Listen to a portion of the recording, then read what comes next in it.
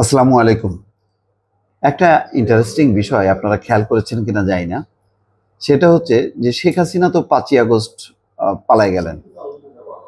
তিনি যে পালায় গেলেন সেটা বহু নেতা আর ঠাউর করতে পারেনি, টের পাননি। পাইলে আরো অনেকে চলে যেত। কিন্তু খেয়াল করবেন কতজন অ্যারেস্ট হয়েছে, বহু নেতাকর্মী অ্যারেস্ট হয়েছে। তার মধ্যে রাঘব বোয়াল যদি বলেন, সেই সালমান এফ রহমান, আনিসুল হক, তারাও গ্রেপ্তার। কিন্তু শেখ হাসিনার একজন স্বজনের নাম বলেন তো, ব্লাড রিলেশন, যাদের নামের আগে শেখ আছে, পাবেন? নেই। তার মানে হচ্ছে যে কি পরিণতি হবে শেখ হাসিনার, এবং তাকে যে দেশ ছাড়তে হবে সেটা শেখ হাসিনা জানতো, টের পেয়েছিল। সেই জন্য সমস্ত তার নেতাদেরকে, যেমন ফজলিনুর তাপস 4 তারিখে গেছে, এটা তো প্রমাণিত। আর বাকিরা তো তারা তো পর্দার সামনে আসেন না। শেখ হেলাল বলেন, শেখ জুয়েল বলেন, আরো অনেকে, চাস্তো ভাই, মামতো ভাই, ফুফাতো ভাই, একটা ভাই ব্রাদার শেখ হাসিনার কেউ কিন্তু ছিল না।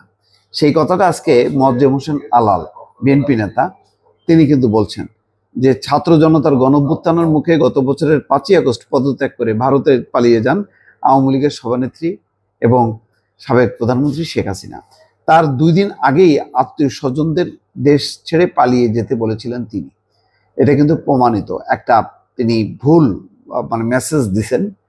সেই ভুল মেসেজ, এটা কিন্তু আন্তর্জাতিক অপরাধ ট্রাইব্যুনালও বলছে যে শুধু স্বজনদেরকে সে মেসেজ করছে, তোমরা চলে যাও। ফলে 3 তারিখ 4 তারিখে সবাই কিন্তু হাওয়া, মাঝখানে তার ব্লাড রিলেটেড কেউ না এমন নেতারা এখন জেল খাটছে, পালায় বেড়াচ্ছে, পালাতে গিয়ে অনেকে মারাও গেছে, এমন একটা পরিস্থিতির মধ্যে। জাতীয় প্রেস ক্লাব মিলনায়তনে এক প্রতিবাদ সমাবেশ অনুষ্ঠানে এই দাবি করেন বিএনপির চেয়ারপারসনের উপদেষ্টা অ্যাডভোকেট সৈয়দ মোয়াজ্জেম হোসেন আলাল। আত্মীয় স্বজন কেন গ্রেপ্তার হয়নি তা জানিয়ে আলাল বলেন, শেখ হাসিনা 2রা আগস্ট তার আত্মীয় স্বজনদের খুদে বার্তা পাঠিয়েছিলেন, মেসেজে, টেক্সট। সেখানে তিনি বলেন, তোমরা যে যেভাবে পারো দেশ ছেড়ে চলে যাও, দেশ থেকে বিদেশে পালাও। যে কারণে তার কোনো আত্মীয় স্বজন গ্রেপ্তার হয়নি, সবাই নিরাপদে দেশ ছেড়ে পালিয়ে গেছে। তাহলে দেখেন আজকে এই শেখ হাসিনা কত রকম স্বার্থপর।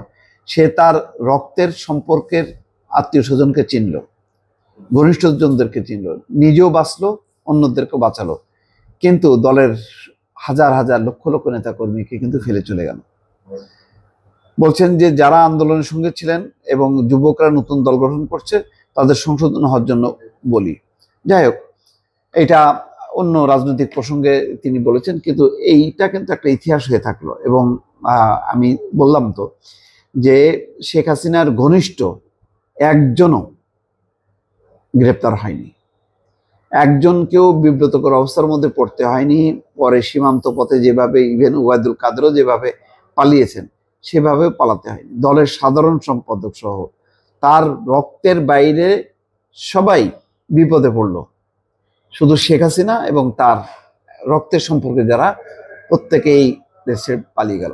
অথচ তিনি বলেন, ক্ষমতায় থাকতে বলতেন যে আমি আমার আত্মীয় স্বজনকে চিনি না, আমার পরিবার বলতে আমি আর রেহানা ছাড়া আর আমার কেউ পরিবারের সদস্য না, এমন ভাব দেখাতেন। কিন্তু তলে তলে কিন্তু এরা সমস্ত মিনিস্ট্রি নিয়ন্ত্রণ করতেন। বড় বড় যত প্রকল্প বাংলাদেশে বাস্তবায়িত হয়েছে 15 বছরে, সবগুলো নিয়ন্ত্রণ করতেন ওই শেখ হেলাল, শেখ জুয়েল, তারপরে তারিক সিদ্দিক, এরাই সবকিছু নিয়ন্ত্রণ করত।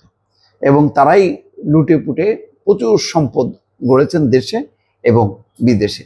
দেশে অল্পই আছে, সেগুলো আটক হয়েছে, বিদেশে যেগুলি নিয়ে গেছে সেগুলো তো হাতছাড়া। তাহলে শেখ হাসিনা কেমন নেত্রী, এটা আওয়ামী লীগের নেতারাই, তাদেরই উচিত বিশ্লেষণ করা যে কেন তার রক্তের কেউ আটক হলো না, আর রক্তের সম্পর্কের বাইরে তারা কেন আজকে জেলে পৌঁছতেছে, কেন তারা দৌড়ের উপরে আছে, সেটা তারাই বিবেচনা করুক। ভালো থাকবেন। আল্লাহ হাফেজ।